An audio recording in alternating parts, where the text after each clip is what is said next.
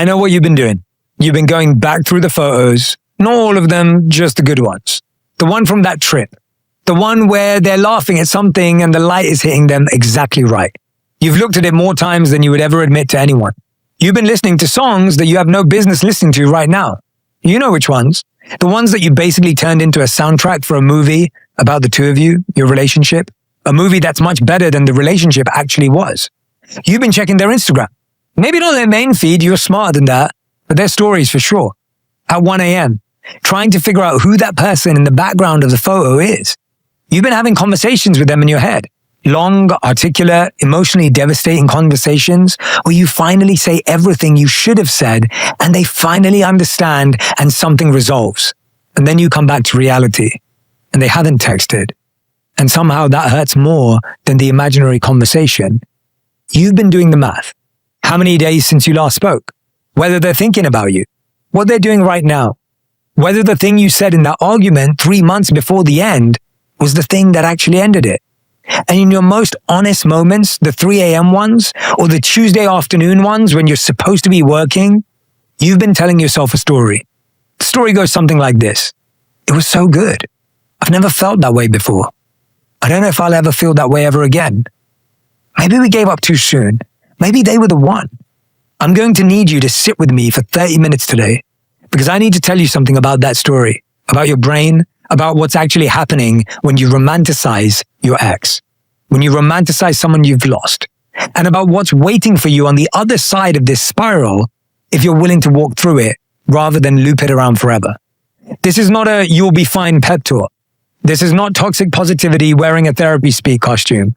This is the real thing, the neuroscience, the psychology, the ancient wisdom, and the practical tools because you deserve the actual truth more than you deserve to feel temporarily soothed. Ready? Let's go.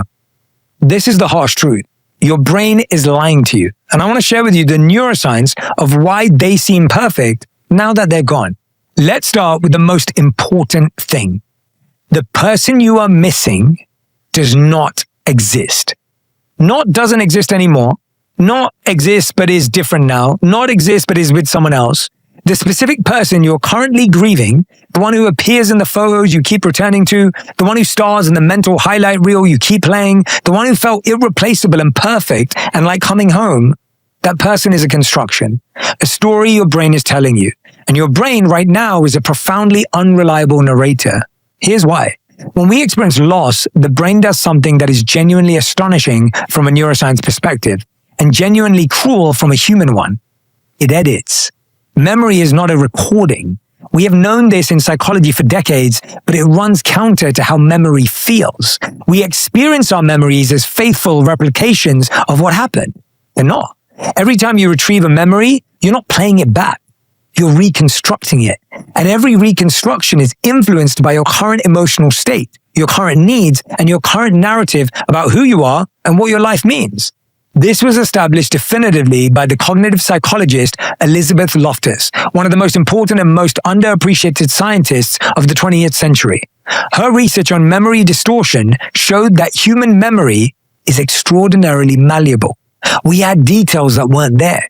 We remove details that were there. We unconsciously rewrite what happened to fit what we believe, what we feel, and what we need to be true. Now, apply that to a relationship you've just lost. Your brain is in a state of loss. And in a state of loss, the brain has a very specific and predictable bias. It amplifies the positive and suppresses the negative in memories of what was lost. This is not a quirk. This is not weakness. This is a documented neurological phenomenon. The moments of warmth, connection, laughter, and intimacy get vivid. The chronic pattern of dismissal, the way they made you feel small in front of their friends, the way they went cold when you needed them most, the Sunday arguments that always circled the same drain, those get fuzzy, dimmed, explained away. You end up remembering a relationship that was approximately 40% better than the one you actually had. And here's the other thing happening in your brain simultaneously. When you were in the relationship, your brain's reward system, the dopamine circuits, adapted to the presence of your partner. They became a predicted reward. Something your brain had learned to anticipate and plan around. When the relationship ends, that reward prediction is suddenly, violently disrupted. And the disruption of a predicted reward is neurologically identical to withdrawal. This is not metaphor. Researchers at Rutgers University, Helen Fisher and her colleagues, put people who had recently been rejected in romantic relationships into an fMRI scanner and showed them photos of their ex. This will shock you. The brain regions that activated were the same ones that activate in cocaine addiction, the ventral tegmental area. The obsessive thinking, the physical ache, the craving, the compulsive checking behavior, these are not signs of how deep your love was. They are signs of withdrawal. You're not pining for a person. You're detoxing from a neurochemical. And here's where it gets even more interesting and more uncomfortable. The brain doesn't just romanticize by boosting the positive memories. It also uses a mechanism called deprivation amplification. Things we cannot have become more desirable, not despite their unavailability, but because of it. The psychological literature calls this reactance. When something is taken away, we instinctively want it more, independent of how much we actually wanted it before. Think about that for a second. You might be partially in love with the unavailability itself. You might be confusing the ache of deprivation, the biological screaming of a reward system that's been cut off, with evidence of exceptional, irreplaceable love. Not because you're foolish, but because you're human. There's a line I think about all the time from Viktor Frankl. Between stimulus and response, there is space. In that space is our power to choose our response. Understanding what's happening in your brain right now is that space. It is the difference between being controlled by that neurological process and being able to look at it, name it, and make a different choice. So let's look at the other thing your brain is doing. Let's look at the story. The story you're telling is fiction. There's a difference between your highlight reel and the full picture. There's a concept in cognitive behavioral therapy called selective abstraction. The tendency to focus on one element of a situation while ignoring the broader context. To take a fragment and let it represent the whole. We do this all the time, right? You judge someone based on your first interaction. In plain language, you're watching the trailer for your relationship, not the film. The trailer. Trailers, as you know, are masterpieces of selective editing. Have you ever been to the theaters and you watch a trailer before the movie that you're going for, and then you think, oh, I can't wait to watch that movie. Then you watch that movie and every joke was in the trailer. Every action moment was in the trailer. Every beautiful romantic moment was in the trailer, and the movie was average. Every great line, every beautiful image, every moment of connection and tenderness and electricity cut together to make you want to see the movie. The trailer for a mediocre film can make it look like the most important cinematic experience of your lifetime. If you've just gone through a breakup, this is what your brain is doing. It has cut a 3-minute trailer for a 2-year relationship, and you have watched that trailer so many times that you've started to believe the trailer is the relationship.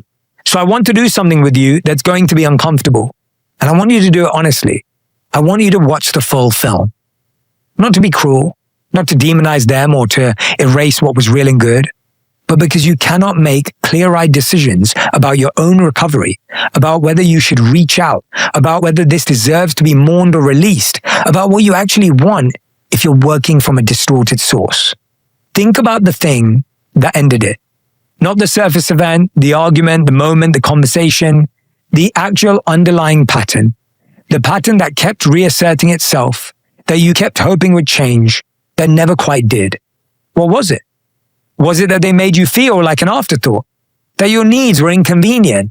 That they were emotionally unavailable in a way that made you work constantly for reassurance you should have just been given? That there was always something more important than you? The job, the friends, the general principle of their independence? Or was it something in you? A pattern of your own that this relationship was surfacing? An anxious attachment style that turned you into someone you didn't like? A habit of losing yourself in someone else until you couldn't find the edges of where you ended and they began? Whatever the pattern was, it was real, it was consistent, and it did not go away. And if you got back together tomorrow, it would still be there, still consistent, still real, with the added weight of everything that's happened since. One of my favorite Buddhist teachings is this: you cannot step in the same river twice. The river changes, and you change as well. What you're trying to return to doesn't exist anymore. The relationship of the highlight reel is not a place you can go back to. It was barely even a place you were actually at. Psychologist John Gottman, who has spent 40 years studying couples, identified what he calls the 4 horsemen of relationship failure: contempt, criticism, defensiveness, and stonewalling.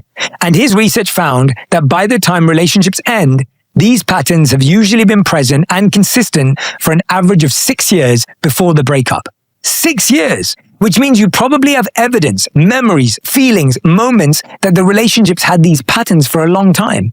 But those memories are now fuzzy, explained away, rewritten as misunderstandings or your fault or understandable given their circumstances, because your editing brain has decided the relationship was better than it was. I'm not saying it wasn't real. I'm not saying it didn't matter. I'm not saying there wasn't love or beauty or genuine connection. There probably was. And that's what makes it harder, not easier, because you're not mourning a lie. You're mourning something that had real value and real limitations simultaneously. And the human brain finds that complexity almost impossible to hold. Here's the questions I want you to ask yourself after a breakup. Who were you when you were in that relationship?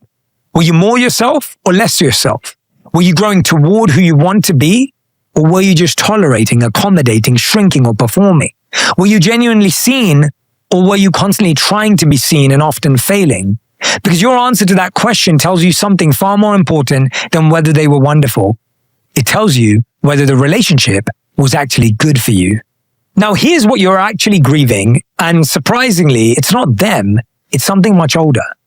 This is the part of the episode where I need you to stay with me because this is the hardest part and also the most important. When someone comes to me or a trusted friend and says, I can't stop thinking about my ex. I think I made a mistake. I think they were the one. There is almost always something underneath the grief about the specific person that doesn't get examined. Because grief is not simple. And romantic grief is almost never just about the person in front of you. When Radhi and I started Juni, our sparkling adaptogenic tea brand, I quickly realized that building a business isn't just about big ideas. It's about the little things that make people actually want to buy, come back, and trust what you do. For us, Shopify has been the foundation. It's where we built our storefront, where people experience the brand, and where we've been able to grow while truly owning that relationship with our customers. And something I've come to really appreciate is Shop Pay. You've probably seen the purple button at checkout. It makes everything simple. One click, fast, seamless. As a business owner, that means fewer abandoned carts. As a customer, it just feels easier and that trust matters. As more people discover Juni, it's reassuring to know that the experience is smooth from start to finish. Because when the process feels effortless, people come back. If you've ever thought about starting a business, this is your sign. Get started today at shopify.com/J. The psychologist and attachment researcher Sue Johnson has spent her career studying what happens in the nervous system when intimate connection is threatened or lost. And what she found is that adult romantic attachment doesn't operate in isolation. It operates on the top of the entire architecture of attachment you've been building since you were an infant. When your earliest caregivers were consistent and responsive, you developed what's called a secure attachment style. You learned at the level of the nervous system programming before language even existed, that people are safe, that you're worthy of love, and that separation is temporary. That you can let people go and they will come back. Or if they don't, you will survive and find connection again. When your earliest caregivers were inconsistent or absent or overwhelming or emotionally unavailable, you developed a different program. You might have anxious attachment, the constant background hum that love is precarious, that you have to work to maintain it, that the other person's withdrawal is evidence that you've done something wrong. Or avoidant attachment, the learned belief that needing people is dangerous, that you're better off not needing, that closeness is a trap. Most people reading this, most people doing the 3 a.m. spiral, are not just grieving a relationship. They are re-experiencing a very old wound. The grief about this person is a portal into a grief that has been sitting in the body for much longer. The anxious attached person isn't just missing their ex. They are re-experiencing every moment in childhood when love felt conditional, when approval could be earned and then suddenly withdrawn, when they tried their very hardest and it still wasn't enough. The avoidant person who is pretending to be fine and yet finds themselves inexplicably devastated isn't just managing a breakup. They are brushing against the thing they've spent their whole life running from. The terrifying evidence that they needed someone and then lost them. I'm not saying this to psychoanalyze you, but to offer something critical. Compassion for the scale of what you're actually carrying. Stop hating yourself for not getting over your ex. You're not weak because this is so hard. You're not pathetic because you can't stop thinking about them. You're a person who formed a deep attachment that is connected to something much larger and older and more foundational than this one relationship. And when that attachment is disrupted, the pain reaches all the way down into that original wound.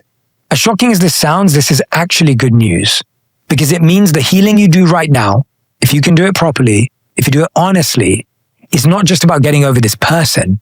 It is about attending to something that has needed attention for a very long time.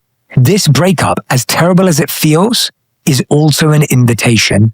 The Zen teacher Pema Chodron writes about something she calls groundlessness, the terrifying experience of having the floor fall away from under you, of being in free fall with nothing solid to grab. And she argues counterintuitively, provocatively, that groundlessness is not a problem to be solved. It is the most spiritual condition available to a human being. Because when the ground falls away, you discover whether you are standing on solid ground at all, or whether you are standing on the illusion of someone else holding you up. The spiral of romanticizing your ex is at its core the desperate attempt to find the floor again, to go back to the thing that felt like solid ground. But the floor was never solid. It was a person, which means it was always going to move. Stop romanticizing your ex. You're not missing them. You're missing the version they showed you before you saw the full picture. You're not missing them. You're missing the future you already planned in your head. You're not missing them. You're missing feeling chosen. You're not missing them. You're just not ready to let go of the story yet. But you will be. If you've gone through a breakup, the work, the real work, is not to find new ground to stand on. It's to find yourself standing without anything to lean on. In the groundlessness, for long enough to realize you are always capable of standing alone. There's a Japanese concept called mono no aware, often translated as the pathos of things, the bittersweetness of impermanence, the particular beauty and sadness that comes from knowing that nothing lasts. The Japanese don't treat impermanence as a problem. They treat it as the very thing that gives experience its beauty. Cherry blossoms are the most revered symbol in Japanese culture, not despite the fact that they fall in a week, because of it. What you had was real. What you had could have been beautiful in parts, and it is gone. And all three of those things are true simultaneously. And sitting with that truth, all of it, without rewriting the ending, without fantasy editing it into something it wasn't, without bargaining with the past or that person, is not resignation. It is not giving up. It is the most courageous thing you can do. The willingness to feel the full beauty of something that is over. Now, let me tell you how to actually do that. How to interrupt the spiral. How to work with your brain instead of being controlled by it. Because knowing the science doesn't make it stop hurting, but it does change what you do with the hurt. Let me be really honest with you about breakups. There is no version of getting over someone that doesn't involve feeling it. There's no cognitive hack that bypasses grief. There is no framework that makes this painless. There are two types of pain. The first is the pain that moves you, that transforms you, that carries you somewhere new. And then there's the pain that loops, the pain that keeps you exactly where you are, circling the same drain for months or years, pretending to be the depth of feeling when it's actually just a broken record. Here's how you get to the pain that moves you. Tool number 1, the no contact rule. And I want to talk to you about why it's actually biology. You've heard about no contact, but you may not know the real reason it works. And the real reason is not about playing games or winning the breakup or making them miss you. The real reason is neurological. Every time you check their social media, you are feeding the addiction. You are reactivating the dopamine circuit. You're telling your neural pathways, this is still relevant. Keep tracking it. Your brain cannot begin to withdraw, cannot begin to heal, while you keep administering microdoses of the drug. No contact is not punishment. No contact is detox. And it includes the things you're pretending don't count. The casual social media check that you tell yourself is harmless. The friendly text you're composing in your head. The driving past where they live. Every one of these is a hit. Every one of these restarts the clock on withdrawal. You're not cutting them off because you're cold. You're cutting off the supply because you're trying to heal. Those are completely different things. Stop checking their feed. They're not coming back because you watched their story. They're not coming back because you like something from 47 weeks ago at 2 a.m. They're not coming back because you figured out who that person in their photo is. They're not coming back because you've refreshed their profile 11 times today. They're not coming back. But your piece is the second you stop looking. Tool number 2, the full picture exercise. I want you to do something. Tonight, if you're brave enough, take a piece of paper, draw a line down the middle. On the left side, write down the things you genuinely miss. The real things, not the imagined perfect version. The actual things that were good and real and valuable. On the right side, write down the things you've been selectively forgetting. The pattern that kept repeating. The way you felt bad on days which were more frequent than your highlight reel admits. The specific moments where you felt unseen or dismissed or too much or not enough. The days you cried. Write down who you were on your worst days in that relationship. Write down the cost, personally, professionally, to your family. This isn't bitterness. It's not revenge. It's accuracy. You're correcting your memory's editing. You're forcing your brain to hold the full picture rather than just a trailer. Tool number 3, interrupt the spiral, literally. The romanticizing spiral is a thought pattern, and thought patterns are neurological pathways, neural circuits that have been strengthened through repetition. Every time you indulge the spiral, you strengthen the pathway. Every time you interrupt it, you begin to weaken it. It's not suppression, forcing yourself to not think about something. Actually, this increases the frequency of the thought. It's the don't think about a pink elephant problem. The harder you try not to think about the pink elephant, you think about the pink elephant. What works instead is what neuroscientists call pattern interruption, a brief but genuine redirect of neural attention to something that requires full cognitive engagement. When the spiral starts, when you catch your hand moving toward their Instagram, when the imaginary conversation begins, when the maybe we gave up too soon story starts playing, you do something that requires your genuine attention. Immediately, something physical works best.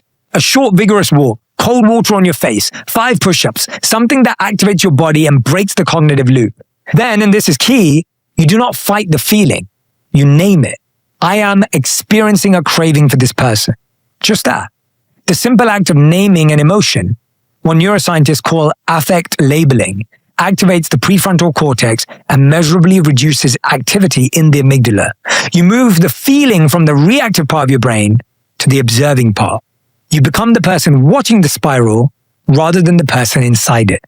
Tool number 4, rebuild identity, not find yourself. I know find yourself is tired advice. Bear with me because this is different, I promise. One of the most underappreciated effects of a significant relationship ending is what psychologists call self-concept contraction. In a long or deep relationship, your identity expands. You become someone who is part of a we. You have shared friends, shared routines, shared references, shared futures. When the relationship ends, that whole dimension of identity collapses. You don't just lose the person, you lose the version of yourself that existed in relation to them. The antidote is not to immediately seek a new relationship to fill the gap, but to actively rebuild your own independent self-concept, to recover your own narrative. This means, what did you stop doing when you were in that relationship? What did you let atrophy? What parts of yourself did you set aside to make room for the we? Friendships you let drift, interests you abandoned, ambitions you quietly shelved, the parts of you that existed before them and are still there waiting. Go find them, not as therapy, not as distraction, as recovery of self. Every time you do something that is purely, authentically yours, something that reflects who you are independent of any relationship, you are rebuilding the self-concept that the relationship and the breakup have eroded. You are answering the question, who am I without them? And discovering that the answer is more than you remembered. Please stop making excuses for them in your mind. Don't forget how small they made you feel. Don't forget they had every chance to choose you. Don't forget the excuses you made for them. Don't forget you cried because of this person more than once. Don't forget how many times they disappointed you and you stayed anyway. Please don't forget your worth. Please don't forget you deserved more than what they gave you. Please don't forget you always gave them the benefit of the doubt. Please don't forget you always saw the good in them and received the bad. Please don't forget you bent over backwards when they barely moved. Please don't forget someone who deserves you won't make you question if you're enough. Tool number 5, let the grief be grief. Don't dress it up as love. This is the hardest one and the most important. Grief is grief. It needs to be felt, not managed. not optimized, not rushed through or bypassed or processed into insight before it's ready. Grief is a biological process, the nervous system integrating a loss, and it takes the time it takes. But there is a crucial difference between grief and romanticization. Grief moves, comes in waves, intense then quiet, then intense again, gradually spacing out. It doesn't ask you to do anything except feel it. It doesn't require you to figure out whether they were the one or whether you made a mistake or whether you should text them. It just hurts, and then hurts less, and then hurts again, and eventually, if you don't keep feeding it, it hurts differently. Not as a wound, but as a scar, as evidence of something real that changed you that you remember. Romanticizing a relationship doesn't help you move forward. It loops. It keeps you in a story. It asks you to stay in the question, what if, maybe, perhaps, if only, because the story needs you to stay in it to stay alive. The story is not serving your grief. It's serving itself. So let yourself grieve. Actually grieve. Feel the loss, feel the sadness, feel the particular ache of missing someone who is genuinely important to you. That grief is true, that grief is healthy, that grief is the right response to loss. Just don't let the grief become a story that keeps you from moving through it. Feel it, and then let it move. You've been telling yourself that you're holding on to them because of how much you love them. I want to offer you a different possibility. You've been holding on to the story of them because it's safer than the thing on the other side of letting go.